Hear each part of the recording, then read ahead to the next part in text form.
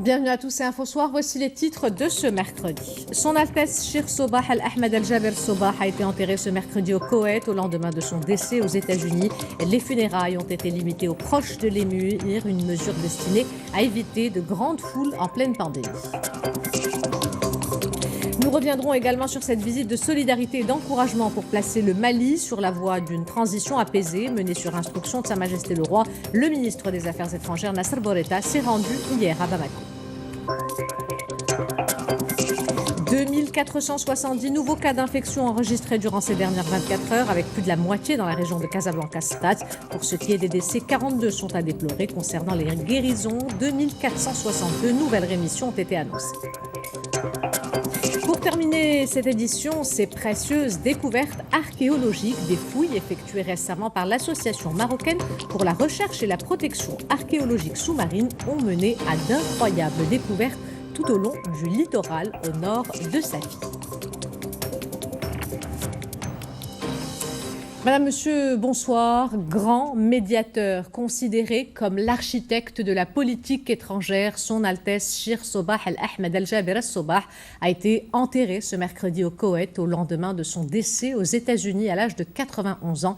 Les funérailles ont été limitées aux proches de l'émir, une mesure destinée à éviter de grandes foules en pleine pandémie. Sa Majesté le Roi Mohammed VI a adressé un message de condoléances et de compassion au nouvel émir de l'État du Koweït, Son Altesse Shir Nawaf Al-Ahmed Al-Jaber Al-Sobah, qui a prêté serment devant l'Assemblée nationale lors d'une séance spéciale, alors qu'un deuil officiel de 40 jours a été décrété dans le pays. Amina Benkhal. C'est devant l'Assemblée nationale et au cours de cette séance spéciale que Cheikh Nawaf Al-Ahmed Al-Sobah prête serment. À 83 ans, il devient le nouvel émir du Koweït. Désigné prince héritier en 2006, il avait occupé la fonction de ministre de la Défense en 1990. Cheikh Nawaf avait également été nommé ministre des Affaires sociales et du Travail avant de présider la garde nationale en 1994. Son retour au gouvernement se fait en 2003 en tant que ministre de l'Intérieur. Cheikh Nawaf Al-Ahmed Al-Sobah succède désormais à Cheikh Sobah Al-Ahmed Al-Sobah qui s'est éteint hier dans le Minnesota aux États-Unis où il était hospitalisé. Sa dépouille est arrivée dans l'après-midi à bord de cet avion à l'aéroport du Koweït. Sur le tarmac, le nouvel émir ainsi que plusieurs responsables l'attendaient.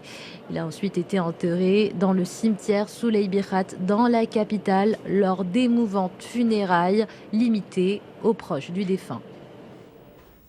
Et Sa Majesté le Roi Mohammed VI a adressé un message de félicitations à l'émir de l'État du Koweït, Shir Nawaf Al-Ahmed Al-Jaber Al-Sobah, à l'occasion de son accession au pouvoir. C'est une véritable passe d'armes qui a été suivie en direct par des dizaines de millions d'Américains. Le premier débat entre Donald Trump et Joe Biden a donné lieu à un spectacle particulièrement chaotique à 35 jours d'une élection présidentielle américaine sous haute tension. Les développements avec Mamadou Diaye. Avec 48% d'avis favorables, Joe Biden serait le grand gagnant de ce premier débat contre 41% pour Donald Trump. Un sondage de la télévision américaine CBS réalisé auprès de 568 téléspectateurs. Sur la forme et dans le fond, le débat est jugé chaotique par plusieurs spécialistes, parsemé d'attaques personnelles entre les deux hommes. Nous croyons en l'ordre public, mais pas vous. Les 10 premières villes dans les 40 premières villes sont dirigées par des démocrates qui, dans de nombreux cas, sont de la gauche radicale. Ils vous mènent à la baguette à tel point que vous ne voulez plus rien dire sur l'ordre public. Joe Biden aurait donc marqué des points sur les sujets de société, la santé, la question du racisme avec les inégalités raciales et surtout la politique étrangère des États-Unis. Avec ce président, nous sommes devenus plus faibles, plus malades, plus pauvres, plus divisés et plus violents. Quand j'étais vice-président, nous avons hérité d'une récession. On m'a demandé de la réparer. Je l'ai fait. Nous lui avons laissé une économie en plein essor et il a causé la récession. Ce premier débat tenu dans l'Ohio, un des États aux enjeux électoraux majeurs, a fait l'objet de vives critiques. Les deux prétendants à la Maison-Blanche auront donc l'occasion de rectifier le tir lors des deux prochains face-à-face, les 15 et 22 octobre. Retour à présent sur cette visite de solidarité et d'encouragement pour placer le Mali sur la voie d'une transition apaisée menée sur instruction de Sa Majesté le roi Mohamed VI. Le ministre des Affaires étrangères Nasser Bourita s'est rendu hier à Bamako où il a été reçu par le président de transition malien Bandao et plusieurs autres responsables. Les détails avec Hind Benabimpi. C'est une visite hautement symbolique qu'a effectuée Nasser Bourita hier au Mali sur très hautes instructions de Sa Majesté le roi Mohamed VI. Le ministre des Affaires étrangères, de la coopération africaine et des Marocains résidant à l'étranger s'est rendu à Bamako où il a été reçu en audience par le président de transition de la République du Mali, Bandao. L'occasion pour Nasser Bourita de porter un message d'encouragement, d'amitié et de solidarité envers les autorités maliennes et le peuple malien.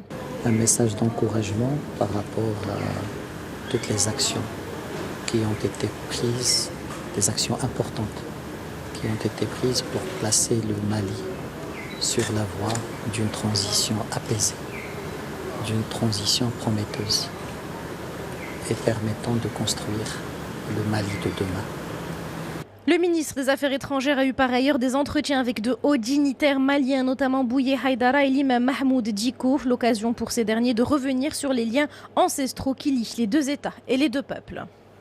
Toute la sympathie et l'amitié que ce peuple du Royaume du Maroc a à l'endroit du peuple malien. Et surtout ce que le commandeur de croyants, Sa Majesté le roi Mohamed VI, ce qu'il a pour le Mali. Ce n'est pas une coopération qui date d'aujourd'hui. C'est depuis l'indépendance du Mali jusqu'à aujourd'hui. C'est le même soutien, c'est le même accompagnement par le royaume chérifien.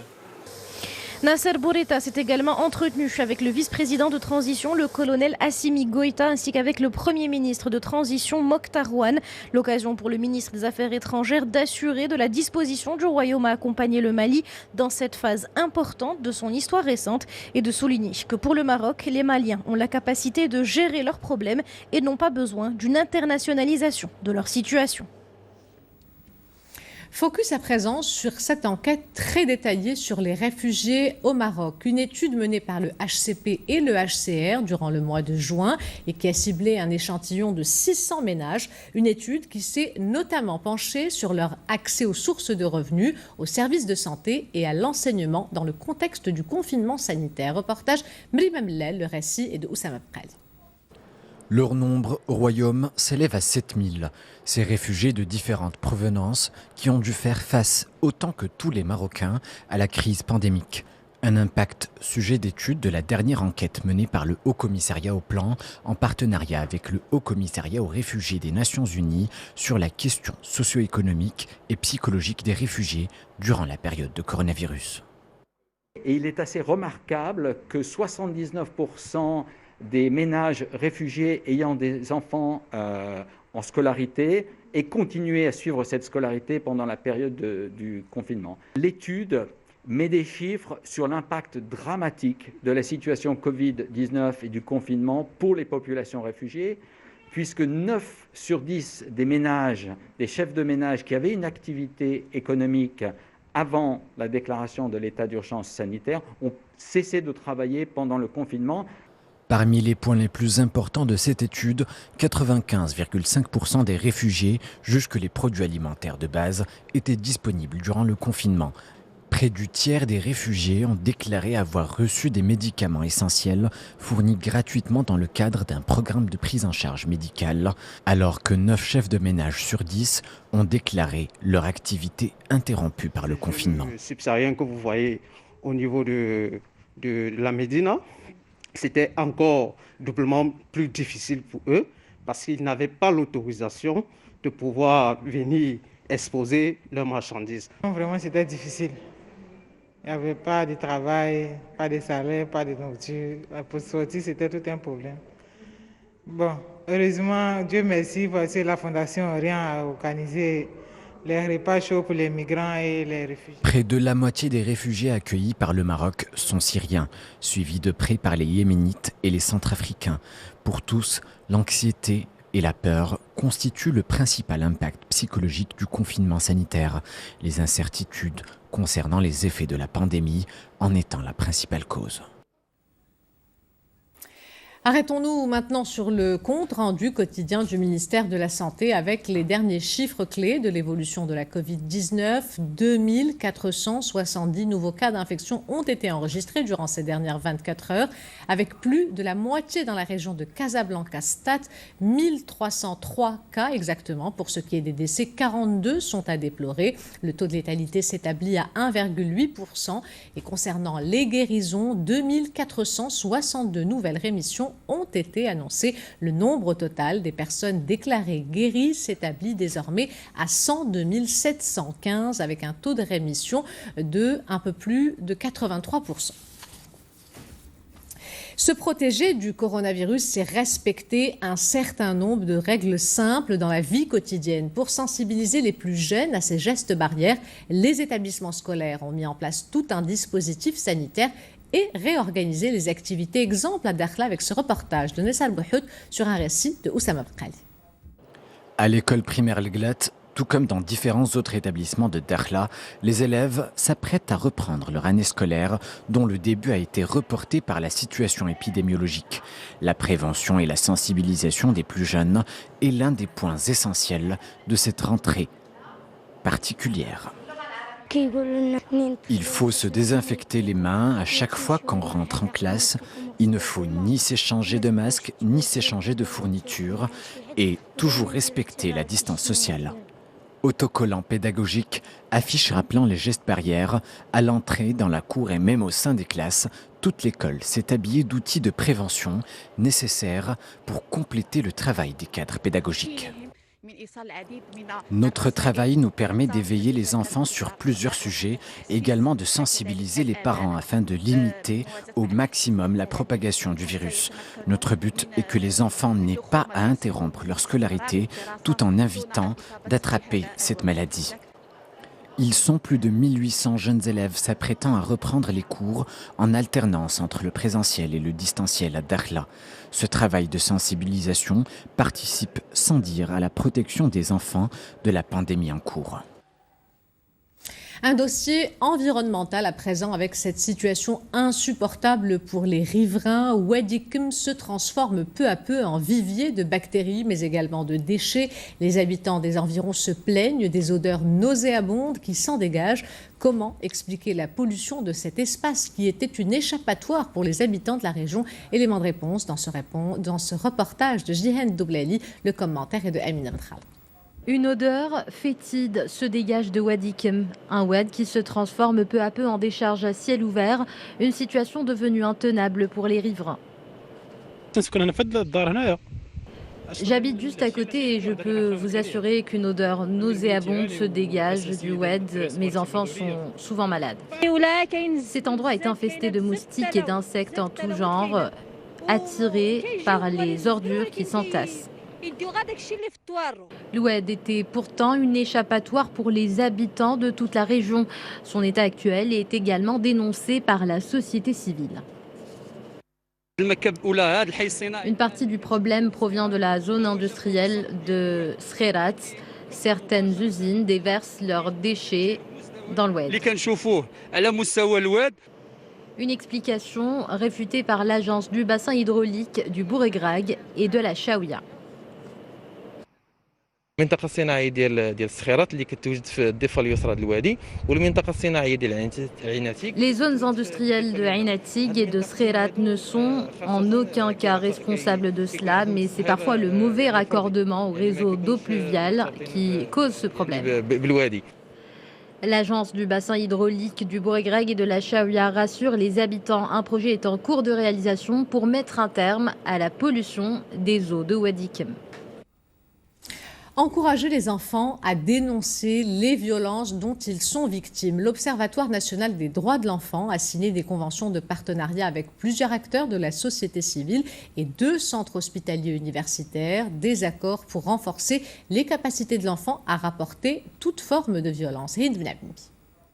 Prévenir et lutter contre les violences à l'égard des enfants et notamment les abus sexuels. C'est l'objectif de ces conventions de partenariat signées entre l'Observatoire national des droits de l'enfant, 2 CHU et plusieurs acteurs de la société civile. Un partenariat qui vise à encourager les jeunes enfants à signaler les agressions dont ils peuvent être victimes. l'ONDE lance aujourd'hui une dynamique nationale, sociétale et institutionnelle pour promouvoir la culture de l'enfant, mais aussi pour mobiliser les populations, les citoyens, les acteurs de la société civile, afin de briser la culture du silence, mais aussi la culture de la peur, de l'ignorance de la loi, de l'indifférence quant à la gestion des souffrances des enfants. Il s'agit également de faire de l'enfant une ligne rouge et de faire de la cause de la protection de l'enfant une responsabilité partagée. Cette nouvelle dynamique va permettre à l'ONDE de fournir l'appui technique et financier nécessaire aux associations en vue de mener des programmes de sensibilisation ciblant les enfants et leurs familles. Les conventions de partenariat signées avec le CHU Ibn Sina de Rabat et le CHU Ibn Rushd de Casablanca vont permettre de leur côté de renforcer la coopération dans les domaines de l'expertise, de l'accompagnement et de la prise en charge médicale et psychologique des enfants victimes de violences.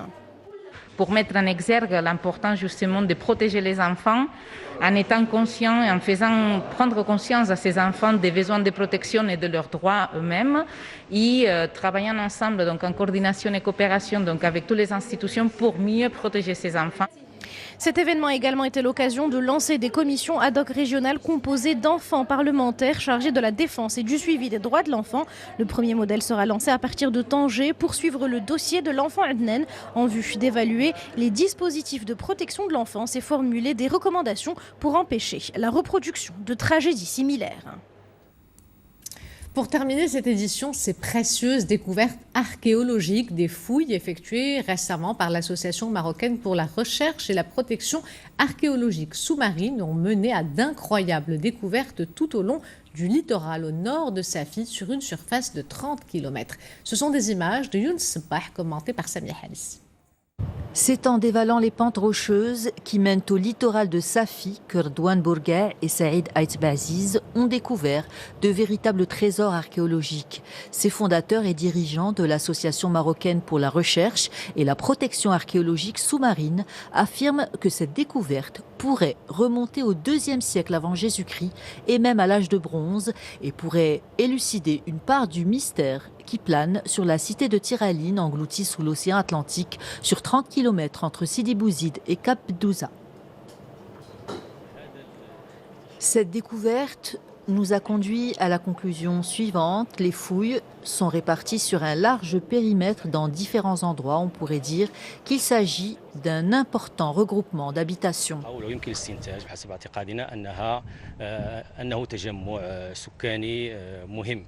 Le littoral safiote regorge d'un patrimoine archéologique et subaquatique impressionnant et en quête de valorisation, une mission que s'est justement fixée l'association. L'association a intervenu pour s'assurer de l'importance de cette découverte. Il est apparu que ce site archéologique remonte à une époque très ancienne et s'étend de Sidi Bouzid à Cap Douza sur l'océan Atlantique.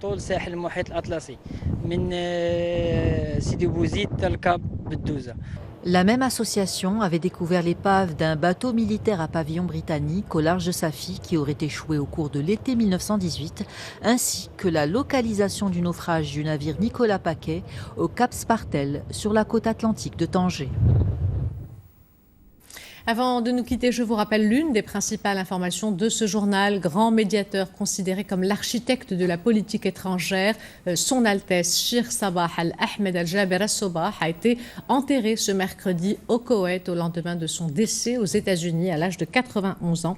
Les funérailles ont été limitées aux proches de l'émir, une mesure destinée à éviter de grandes foules en pleine pandémie. Sa Majesté le roi Mohammed VI a adressé un message de condoléances et de compassion au nouvel émir de l'État du Koweït, Son Altesse Cheikh Nawaf Al-Ahmed Al-Jaber Al-Sobah, auquel le souverain a également adressé un message de félicitations à l'occasion de son accession au pouvoir. Voilà, c'est la fin de cette édition. L'information se poursuit sur notre site 2m.ma et sur l'application My2m. Le prochain journal El Masaïa vous sera présenté par Zakaria et Abdelmjid. Quant à moi, j'aurai le plaisir de vous retrouver demain si tout va bien. En attendant, portez-vous bien et excellente soirée à tous.